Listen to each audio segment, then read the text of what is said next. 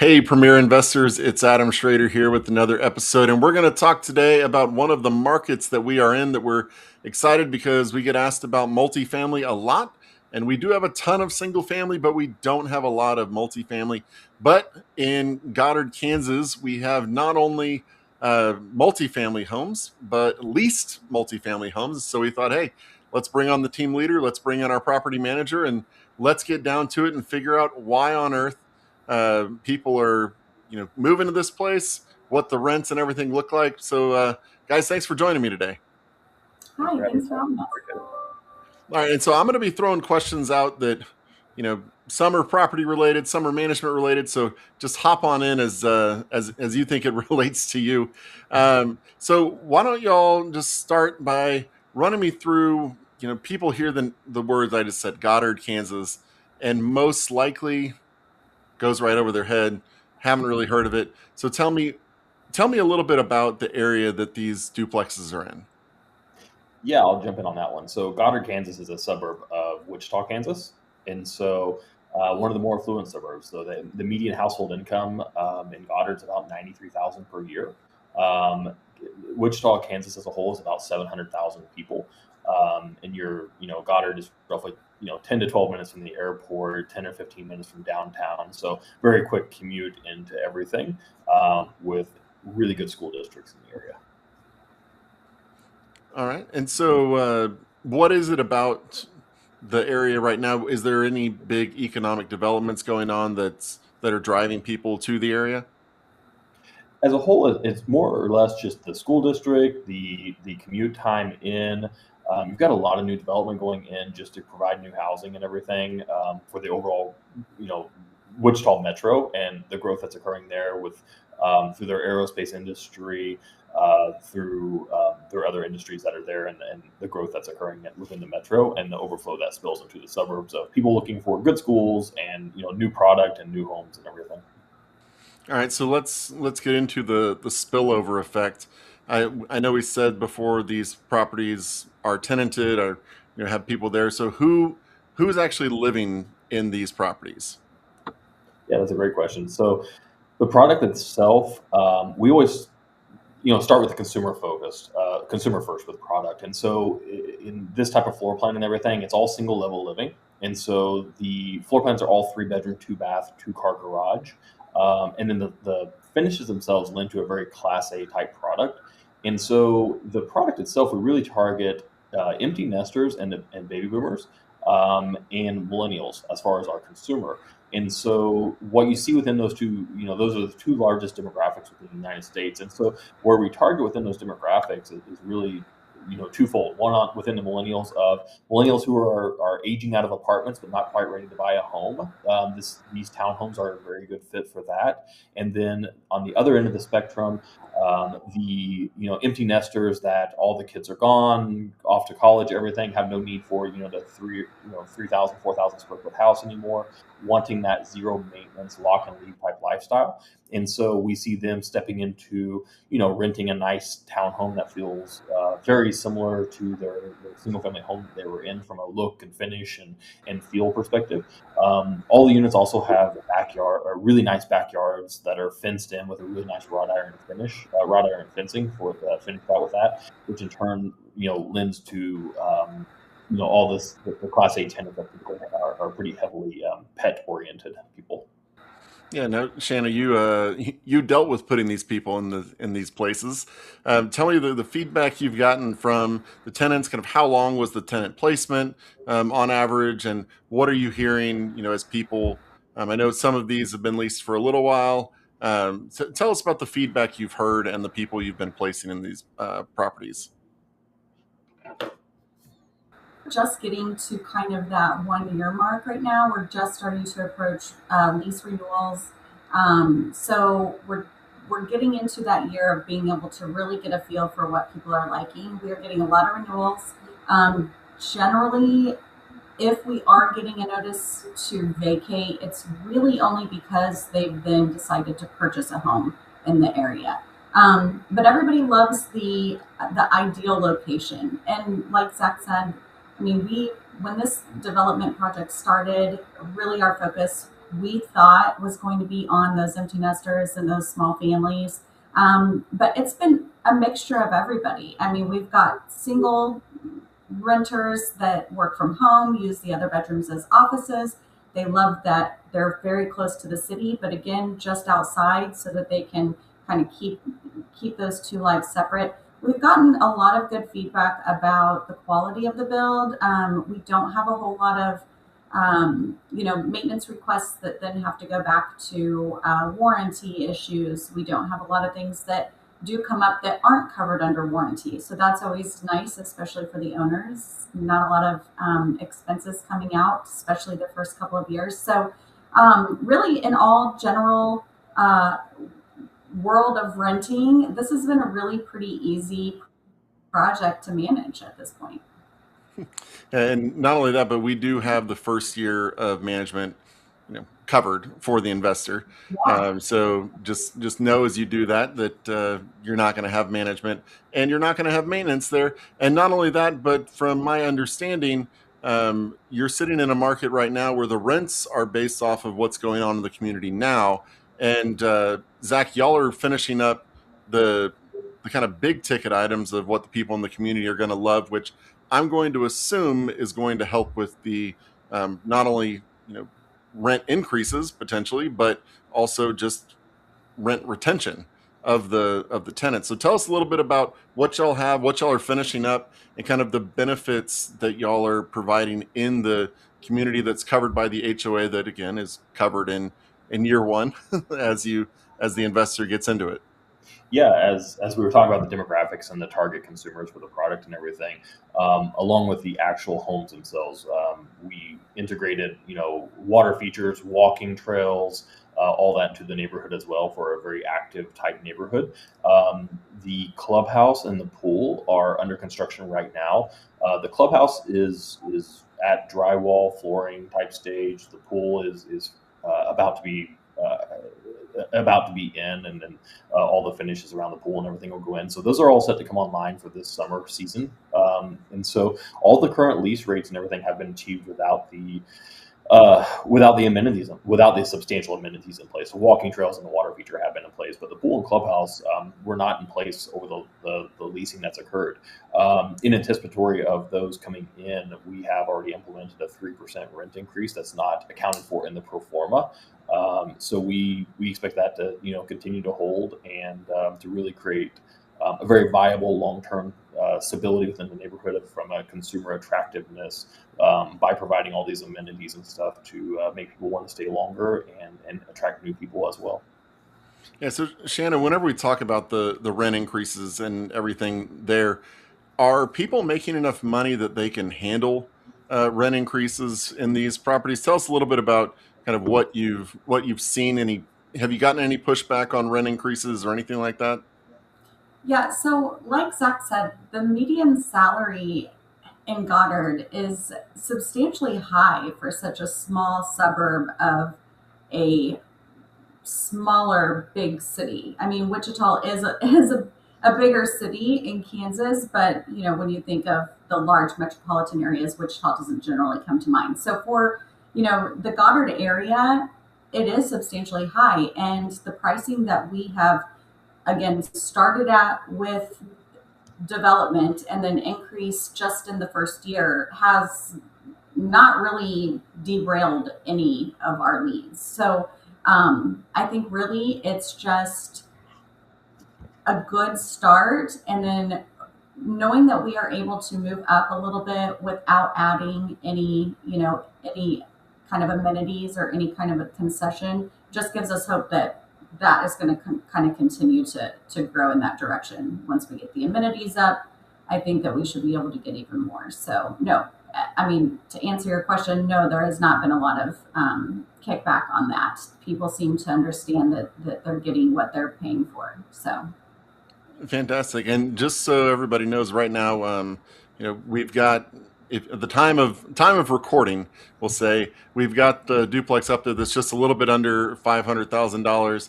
I believe each side is rented out for $1,750 at the moment, maybe $1,795, and we have over $30,000 of benefits that can be deployed how you want as the investor.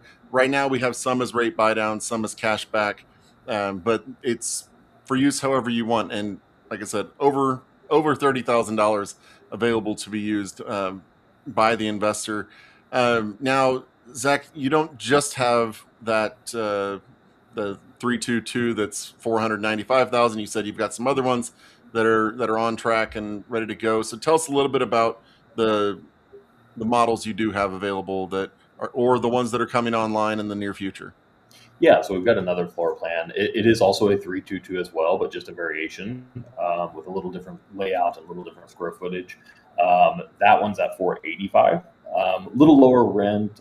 We are at 1795 on the other. Little lower rent on the 485 one, but very very similar returns overall. Okay, and how big a community are we talking with these duplexes? So right now we're wrapping up the first phase, which is 48 duplexes in the first phase, so 96 units. About 35 to 40% of that is being sold off to owner occupied, and the rest is being done with investors on the for rent side. The next phase of the community is 60 duplexes, and the streets, curb, gutter, water, sewer, electric, all of that is being constructed right now and has been being worked on for the last few months. And so those lots are set to be done early summer and for another round of buildings to start later summer for late this year, early next year type deliveries.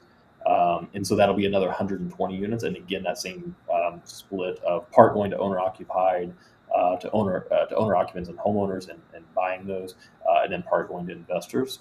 Total in the community, though, there is one more phase after that. Total in the community is 336 units.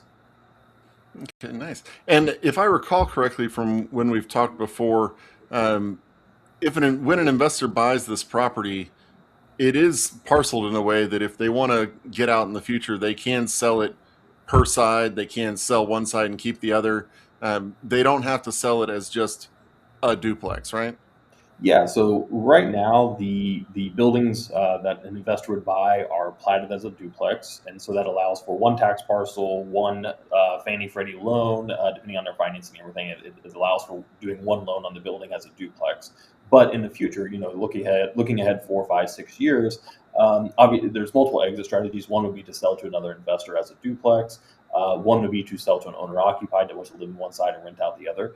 But as you were saying, alternatively, there is a process. It's just an administrative process that a surveyor comes out, does a survey on it, submits to the county through the county's administrative process to split the lot, and then each unit can be sold off individually to owner occupants. So it creates a whole nother exit strategy for down the road in the event that you wanted to sell off to owner occupied because that's what made sense in the market versus selling to another investor.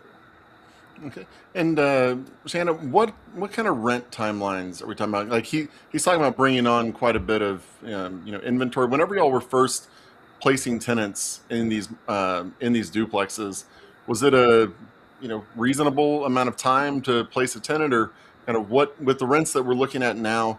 What would you expect a timeline to be in terms of these people you're actually talking about moving out, right? The people who are going to buy their property. Is this a 15-day placement, a 45-day placement, you know, 2 months? What are y'all seeing in terms of demand from people coming to you saying, "Hey, do you have any of these that I can rent?" Yeah. I mean, if you're from the Midwest, Kansas area, you'll understand there are seasons when it comes to leasing. So it really depends on the leasing season. We have, in Kansas, winters are harsher. So spring and summer really tend to be the prime leasing uh, months.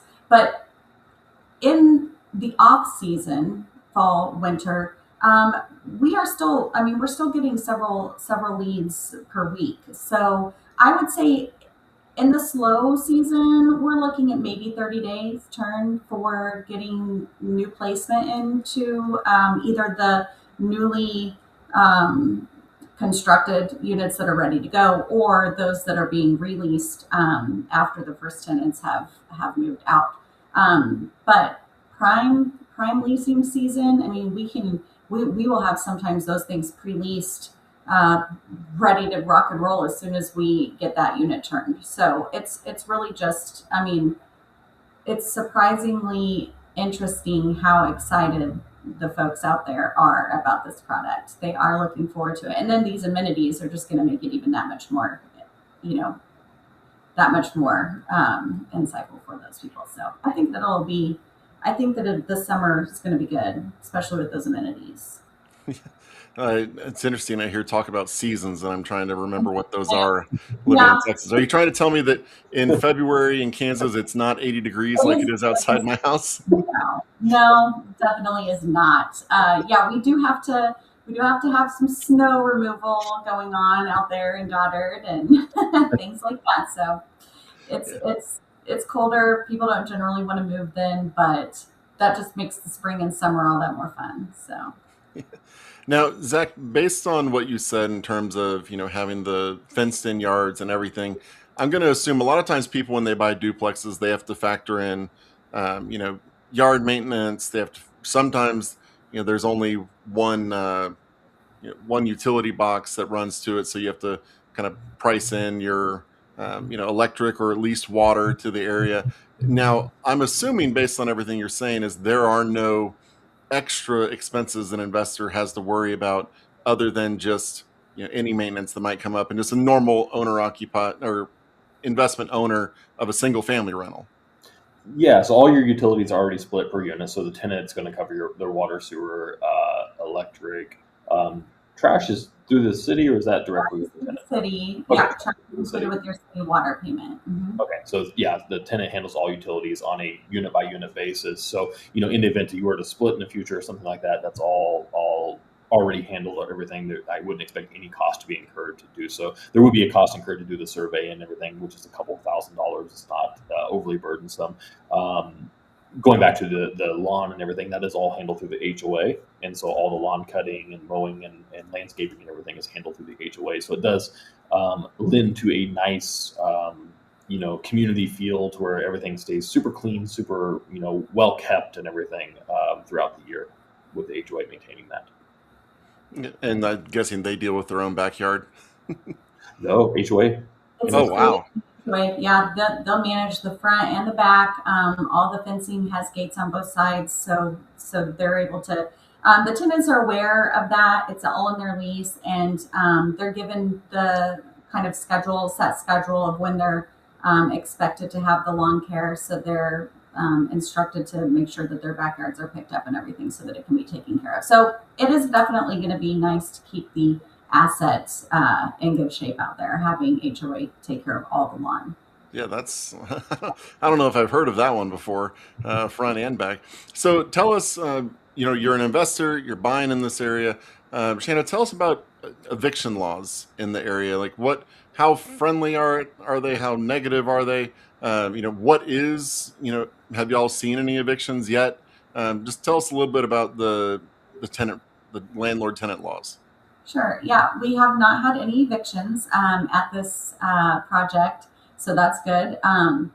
Kansas is fairly easy going. I think I did you just say mention Texas? I'll tell you from experience in the past, Texas is one of the not so easy experiences as far as evictions. So we've got that going for us. Kansas is definitely a lot more investor property management friendly. It's really very easy, and the property management company, we take care of everything for the investors if that does ever come up, as far as the legal proceedings, notices, court appearances, things like that.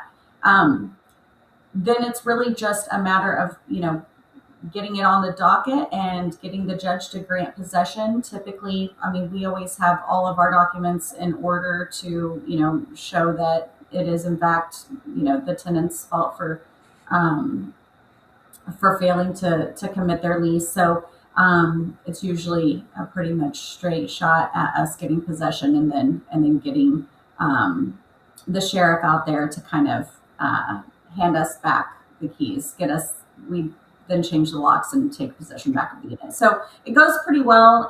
I mean, there can be obviously other things that can deter the streamlined process, but We don't have to deal with that very often. Thankfully, we have a pretty good process at making sure that we get our rents collected and the tenants stay on track with their lease. So, it's not something that I would anticipate, but we as a property management company handle everything on that end for the investors. So, And that's one of the big things, like y'all were talking about with the higher than normal income in the area.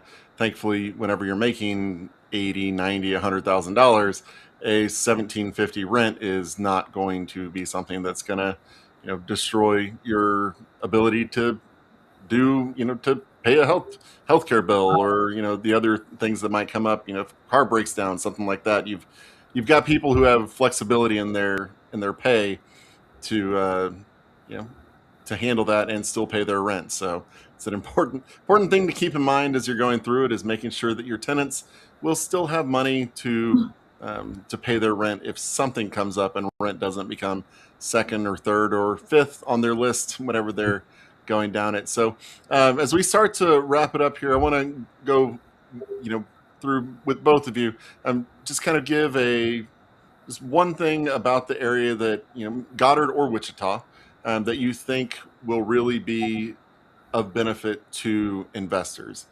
So why don't we start on the property management side? yeah, so I love starting on the property management side. It's more important than what Zach's putting out there. I know. Well, honestly, but a lot of it we have covered. I mean, it's these school districts in Goddard are pretty much top of the line as compared to Wichita and its neighboring suburbs. So that's really one of the things that draws a lot of people there. Again, you can get that, easy commute. If you're working in Wichita, you've got family in Wichita, you've got a lot of your life to live in Wichita, but you really want to get your kids into a top of the line school district. Goddard provides that, and it's such a short, easy commute to Wichita that it gives the people kind of that nice rural family location with a good school district, but still close to everything. I think that that's going to be probably one of the biggest draws now and continuing down the line. I think these schools are fairly new out there, as are all of our, housing developments. So it's only going to continue to grow. I think that that's going to be the biggest benefit for an investor, is knowing that things are going to continue to trend in a positive direction. All right, beat that, Zach. I would say the simplicity of living in Wichita will continue to fuel the growth there. And what I mean by that is, cost of living has obviously been an issue across the board. That's been occurring over the last few years, and everybody, is feeling that cost of living increase, and, creating for a little more chaotic life. I think the simplicity of living in Wichita will continue to fuel its growth, and that a lot of that simplicity is rooted in the cost of living. Wichita has one of the lowest costs of living in the United States. And you can see it in the median household income of 93, 94, 95,000, depending on how you count it, just in this area, and still having a rent sub $2,000 a month. You pull other demographics, you pull other metros and stuff, you see those type of median household incomes, and you're seeing a lot higher rent correspond with that, which takes away from that simplicity. It takes away from that stability of living and everything. And I think long term, we're going to see a more reversion back to that, and you're going to see more growth with these tertiary markets that are overall simple to live in, or simpler to live in from that perspective. Fantastic. Well, I want to thank both of y'all for coming on and talking about the area and educating our investors on what I can almost guarantee people hadn't been thinking about before they started listening to this show. No offense, Kansas. No offense, Wichita. But again, you can see these properties at premierturnkey.rei.com. That's premierturnkey.rei.com. You can find the Goddard duplex, like I mentioned before. As of now, that $495,000 duplex has $30,000, actually over $30,000, that you can use how you see fit as the investor. You can schedule a call to talk with us right there, Premier Turnkey REI. And remember, you can live how you want when you invest where it's smart.